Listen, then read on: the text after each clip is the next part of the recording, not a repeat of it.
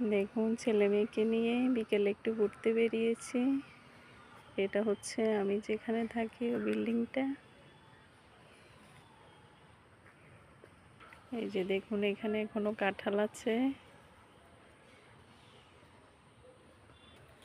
আমি আপনাদেরকে গেট পর্যন্ত যেতে যেতে পথটা দেখা। এই যে দেখুন একটা তুলসী গাছ অনেক বড়। আর এদিকে দেখুন আমি গাছ লাগিয়েছি, পেঁপে গাছ, এই যে ফুল গাছ, কত সুন্দর জবা ফুল। এই যে ফুল গাছগুলো লাগিয়েছি পুকুরের পাশে। দেখুন সবচেয়ে আকর্ষণীয় জিনিসটা হচ্ছে এই পুকুরটা।